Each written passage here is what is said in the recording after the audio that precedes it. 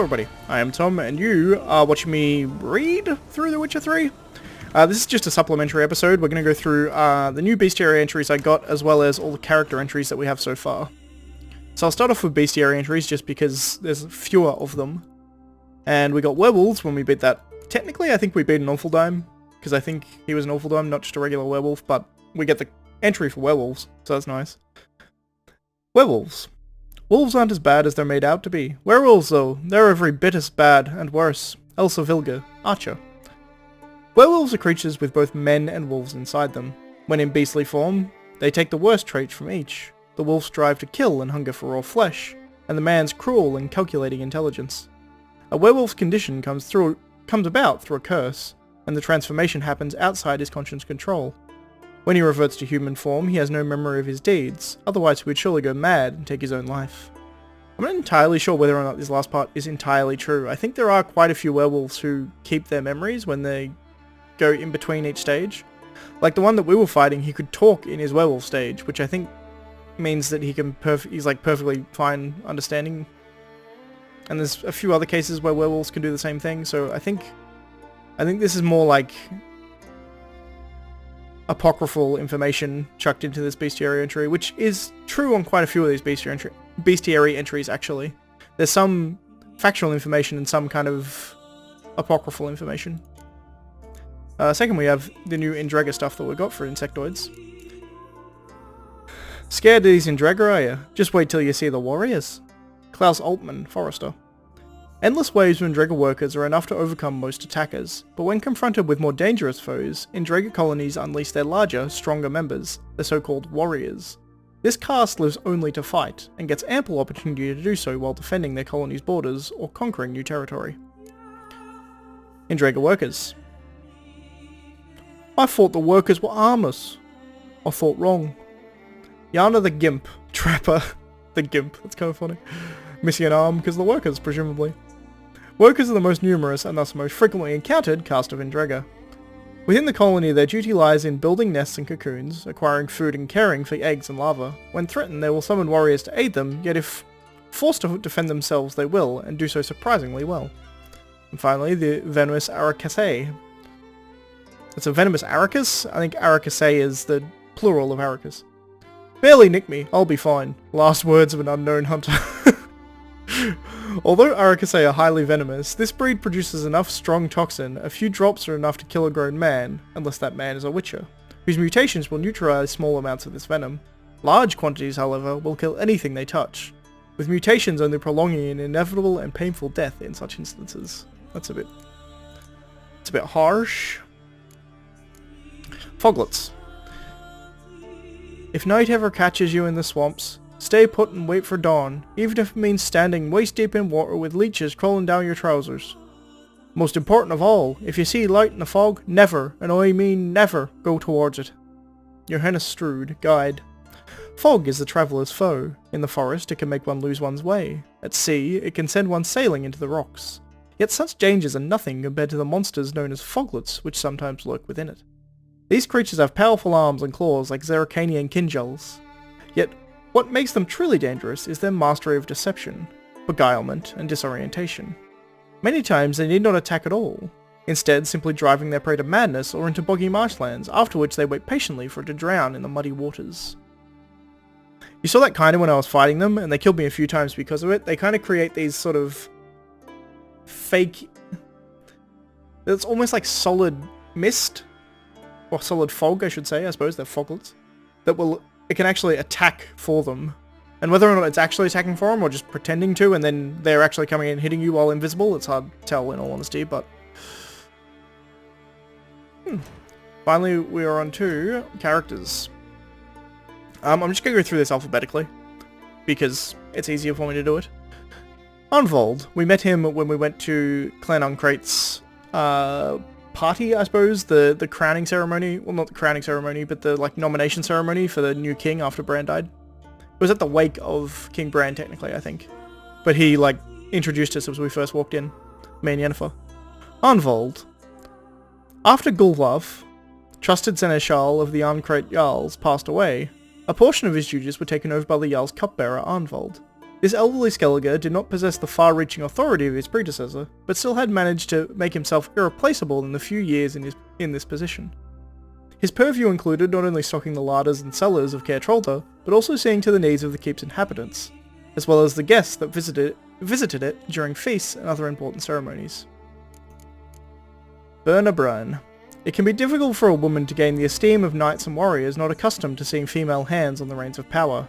It helps little when, like Burma, widow of King Bran of Skellige, the woman seeking power is filled with acrid disdain for her countrymen and their customs. One might argue that disdain is a valid reaction when, in the case of the passing of a man of power who embodies tradition, those customs call on her to follow long since outdated rituals and cast herself onto her husband's funeral pyre. Yeah, that's somewhat barbaric. We actually saw that his mistress decided to go onto the pyre and die with King Bran instead when that happened. It's sad, and also apparently not required, which is also worth noting, but still somewhat barbarous. Justified or not, Burna's desire to rewrite age-old Skellige traditions put her at odds with the Jarls and made it unlikely she would be remembered alongside Calanthe of Sintra or Meve of Lyria as a successful and revered ruler. Burna likewise refused to hide her disgust with the custom of choosing a ruler by vote of the Jarls. She dreamed of establishing a hereditary kingship in Skellige and thought the ideal dynasty to hold it was her own, starting with her and Bran's son, the young Svenrige. Blueboy Lugos. Mammon Lugos' sole child and heir was a dour, strapping lad who was nothing like his father. His nickname dated from his childhood, when bruises often covered his body, supposedly from the rough and rowdy play Skellige boys engage in. I said this the first time I read this before when the recording cut out, but I've never actually read Blueboy Lugos' thing. It's actually quite sad. His dad's clearly beating the shit out of him when he was a kid.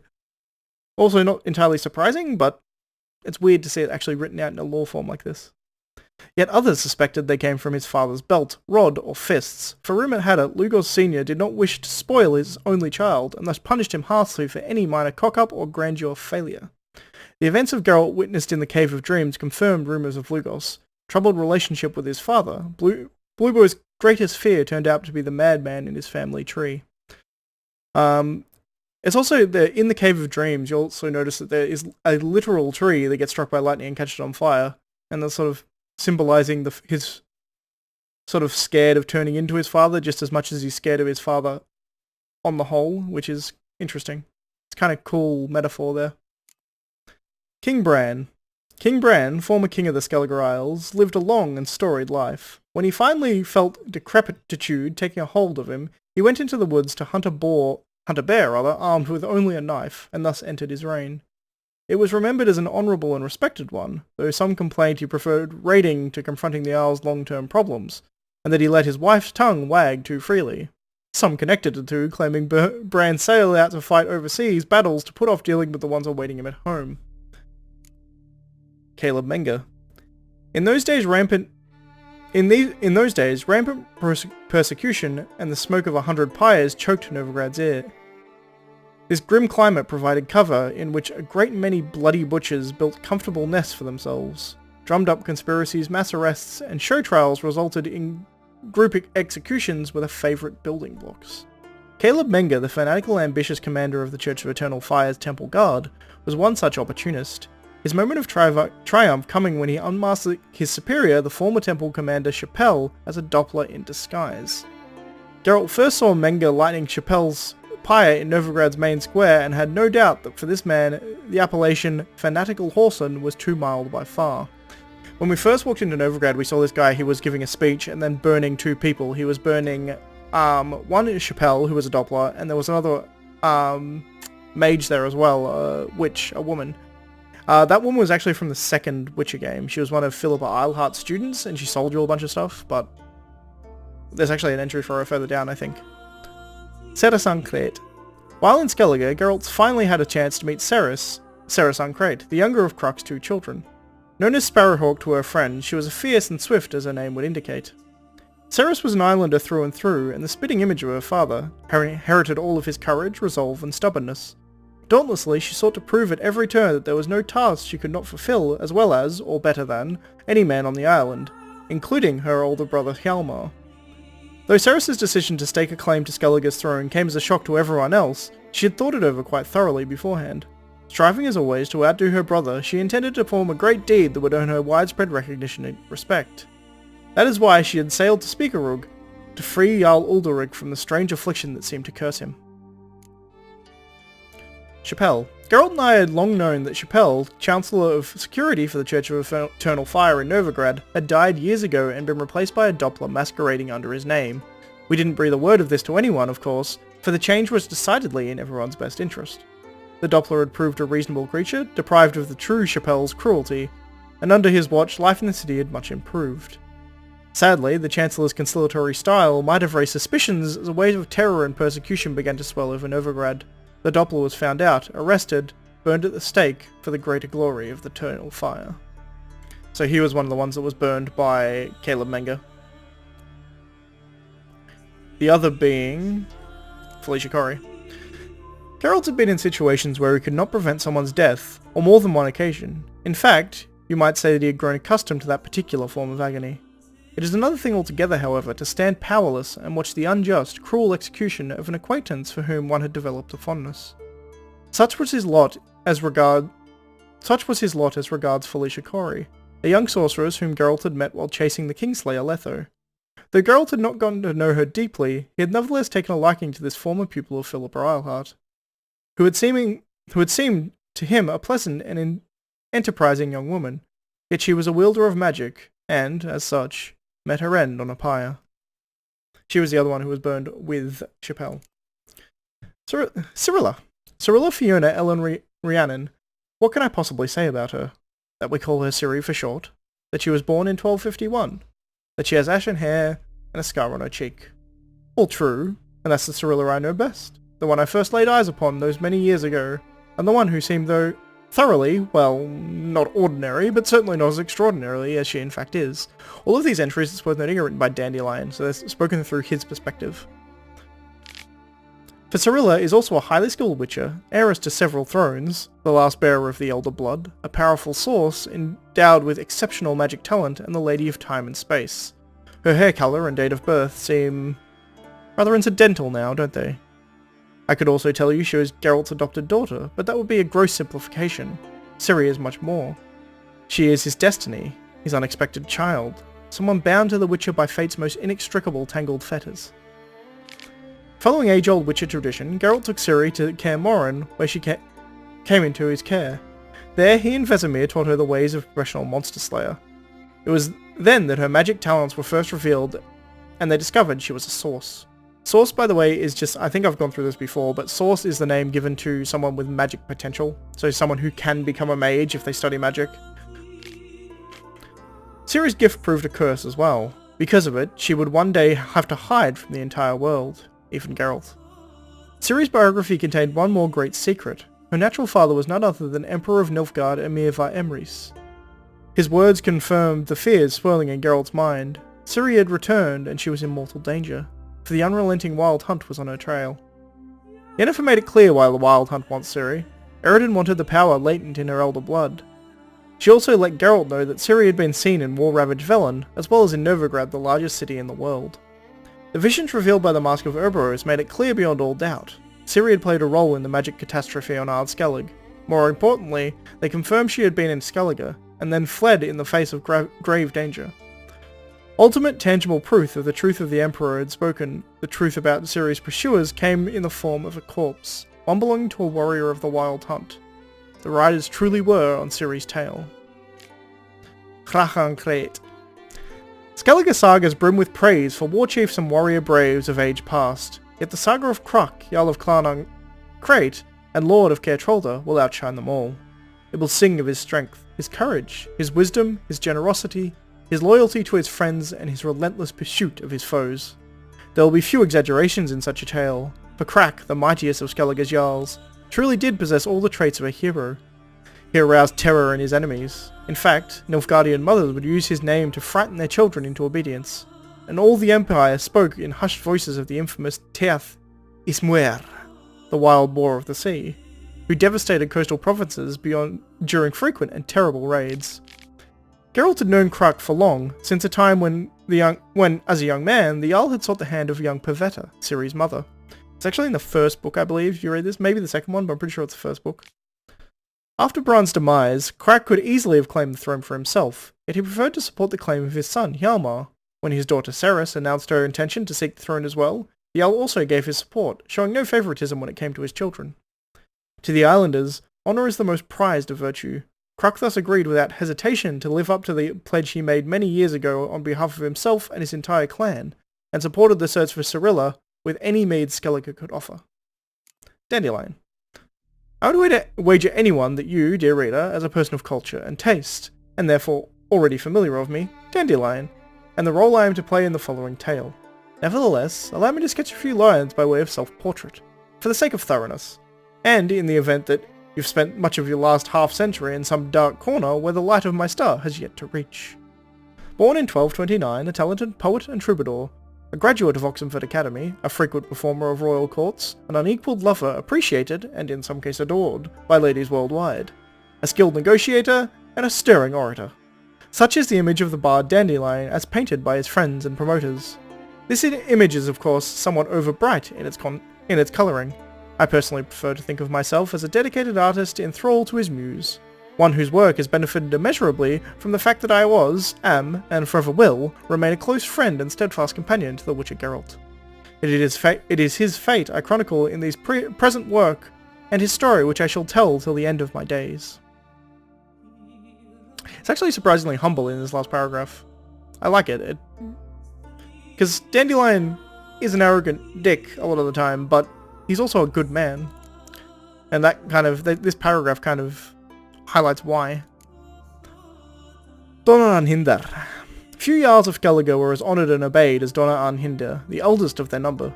Despite his advanced age, he remained the active leader of his clan and its representative at all official gatherings. The only person able to break his composure was Madman Lugos, whose clan had long feuded with the Arnhindars. Donhar's home was, like Freya's temple, on Hindarsfjall. As benefits a neighbour to the gods, Donhar was famed for his wise, considered opinions and his piety. This last did not, however, extend to the gods of the continent, whose rich sanctuaries he had often raided in his youth. So he only cares about the gods of the Skellige Isles. Amir var Emrys. Few names in the continent's history arouse as much terror and respect as that of Amir var Emrys, Tithwen Nadan in Karp e Mavud, the white flame dancing on the graves of his foes. Emperor of Nilfgaard, Lord of Matina, Ebbing and Gemera, sovereign of Nazair and Vicavaru, he was ruler of half the civilized world, and aspiring conqueror of the other half. He was a personage whose deeds and decisions shaped the fates of whole kingdoms and populations. What then could he possibly want of a simple witcher? The Emperor clearly and succinctly laid out what he wanted.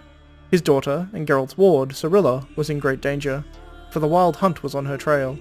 Geralt, a superb tracker, linked to Amir's daughter by the iron bonds of destiny, stood a better chance of finding her than anyone else in the world. Ermion. Most druids in Skellige differ from the deeply rooted continental stereotype of a grey-bearded old man in white robes, bowing before sacred oaks, taming wyverns, and pestering local lords with petitions to add yet another species to the list of protected beasts. Ermion, Geralt's old acquaintance, and was no exception in this regard. This stiff-bearded, spindly man was the leader of the druid circle in Skellige.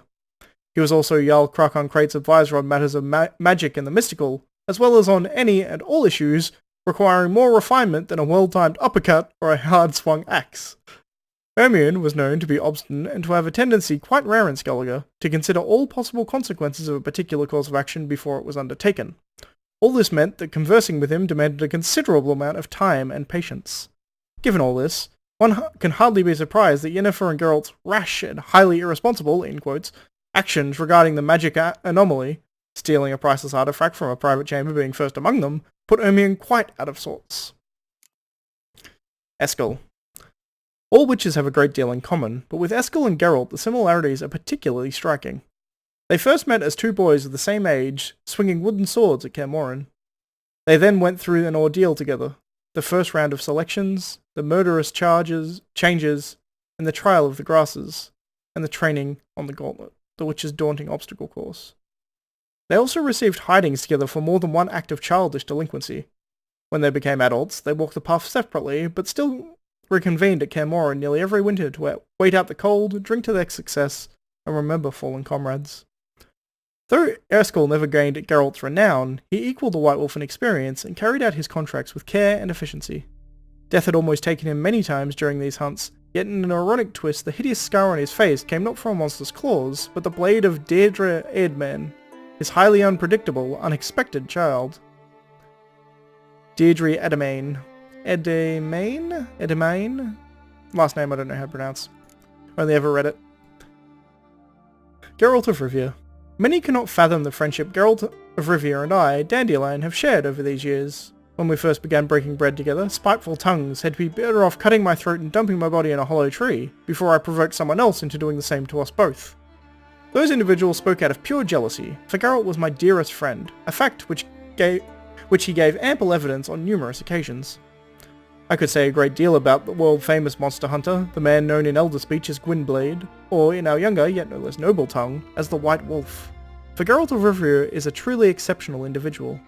A brief encounter might tempt one to label him a mere swinger of swords, a simple monster catcher, a rough-and-tumble practitioner of a dirty trade. But peer closer and you'll soon discover he is a man of unplumbed depths, unique views, and vast, world-spanning experience. Windblade in the older speech, by the way, I'm pretty sure is Silverblade, is what that is. I could say a great deal of... I already read that. On the surface, he is introverted, tight-lipped, one might even say gruff, but underneath lies an overflowing sea of goodwill, good humour, and an honest readiness to help his friends, be it with a bit of sound advice or a masterful application of his blade. Setting aside cumbersome false modesty, I can say that I know his story better than any man alive. I was with him through hard times and good, helped with wise advice, warm words, and razor wit. As a result, I am a vital part of his story, both in the early and present portions. It is thus my duty to continue my chronicle and, for the benefit of future generations, put in writing the next chapter of his deeds and exploits. Hendrik. This guy we haven't really met yet. He's the spy working for Nilfgaardian Empire that I'm supposed to see in Velen, but I don't think I've talked to him yet. Considering the way spy corps of all stripes tend to function, Hendrik was undoubtedly not this man's real name. Nevertheless, he was the only appellation the Witcher knew of His Imperial Majesty's nose on the ground in Velen. After asking around, Geralt learnt that Hendrik lived in the village of Heatherton. Helbjorn. Young Helbjorn was the nephew of Holger Blackhand, the Jarl of Farrow, and one of the claimants to Skellige's throne.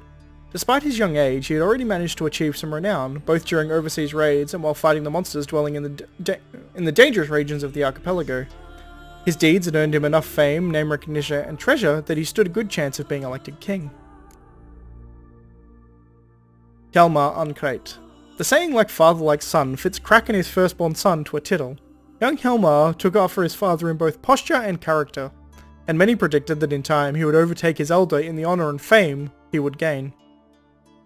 An extremely able, broad-shouldered swordsman, he had the makings of a superb warrior, and his charisma and tendency towards almost mad bravura meant he could stir the hearts of loot and glory-craving youths from all Skellige's clans. All these traits made Hjalmar an obvious choice for the next king of Skellige. He thus did not hesitate to stake his claim when the time for this arrived, and immediately set off for Unvik to prove his heroism by battling the legendary ice giant. Holger Blackhand. The dour-faced Jarl of Farrow owed his nickname to the dark colouring of his hand and forearm, where they had left there by frostbite he suffered when his longship hit an underwater boulder during a freak autumn blizzard. Even judging by Skellige standards, where pillaging and plundering are practically rites of passage, Holger was considered a brutal pirate and raider. This opinion surely resulted from the fact that he attacked the villages and ships of enemy Skellige clans with as much verve as he did the coastal settlements of Cidaris, Novigrad, and Nilfgaard. So he just attacks everybody, so the Skelligans think he's tougher, which makes everyone think he's tougher. Lambert. The youngest among the witches of Kaer Morhen, and perhaps the last ever trained within its walls by the start of our tale, Lambert had proved his chops many times over, having hunted down many a mighty beast and traversed nearly all the continent's realms several times over. Yet he had also developed a reputation of arrogance and sardonic humour, and his gruff and at times explosive, blunt manner could irritate even his fellow witches of the School of the Wolf. Whatever his vices, it went without saying that Lambert would brave the fires of any hell for his companions. That is true. He's a dick, but he's a lovable dick. And he does care about his friends. Like, he legitimately cares about his friends. And comrades. Though Madman Lugos, Jarl of Clan Drummond, was nothing special in terms of size or strength, most men in the Isle still stepped aside when they saw him coming. Eternally feuding with his neighbours, Lugos had a reputation for a furious and violent temper and managed to get into shouting matches with even the usually placid Donna Anhinda. Yet Lugos' biggest rival was Krakan Kreit, whom he accused of stealing part of his domain, which in his reckoning encompassed all of Ardskellig. The clan's quarrel went back hundreds of years, and there was nothing to indicate it would end while these two fierce enemies lived.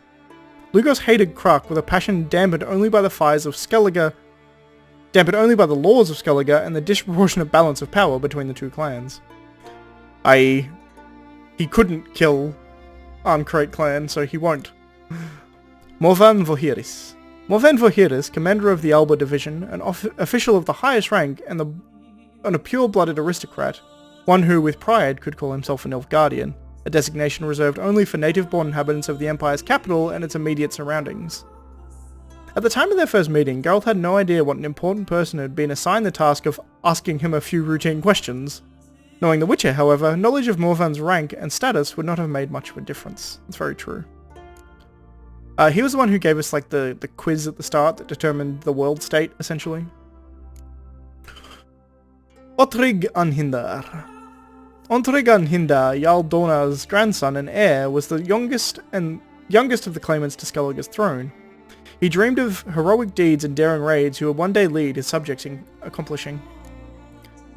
Svanriga and Tuesek. A hard life awaits the child who cannot escape his parents' shadow. Following the death of his father, the beloved King Bran, Svanriga became the formal ruler of Clan Tuesek, which controlled vast territory in the Isle of Arnskellig. Yet this quiet and mild-mannered man seemed firmly tied to the apron strings of his mother, Berna, who sought to control his every working deed. With such an overbearing caretaker, it was hard to imagine how Svanriga could ever grow into a man able to rule a mighty Skellige clan in his own right. The Mysterious Elf. As expected, the investigation Geralt and Yennefer concluded in Skellige unearthed valuable information about Ciri. Most interesting of all, they learned Ciri had not fled the Wild Hunt alone, but in the company of a mysterious elfin mage. It was only thanks to this intervention that Ciri was able to slip out of the ghastly rider's grasp. This is slight spoilerly because we didn't know it was an elf before this point, we just knew it was a mage. But it's not that much of a spoiler. He's either an elf or a human. Triss Merigold. I always considered it a point of particular pride to count Triss Merigold of Maribor among my closest and dearest friends. This exceptionally talented sorceress was a shining star of her profession. The former mage advisor to King Foltest and a famous hero at the Battle of Sodden, known as the 14th of the Hill. Yet in no way did she resemble her often unbearably haughty sisters in magic. Her deaf mind, warm smile, and considerable personal charm had always won her over even the hardest of hearts. Though my personal relation with Triss never ventured beyond the fraternal, Geralt of Rivia at one point found her allure irresistible. From then on, the two shared feelings that ran far deeper than a superficial and fleeting fancy. Yennefer told Geralt that Triss had taken up residence in the free city of Novigrad. Vesemir. Vesemir was the oldest living member of the Wolf School, and most likely the oldest Witcher of any school on the continent.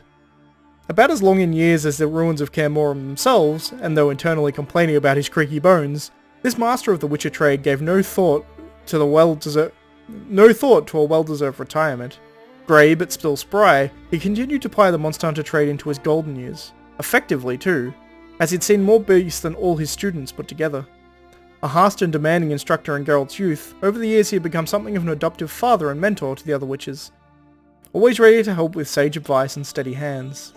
In the spring of 1272, where our story begins, Vesemir joined Geralt on the search for Yennefer, trekking with him through war-ravaged Temeria.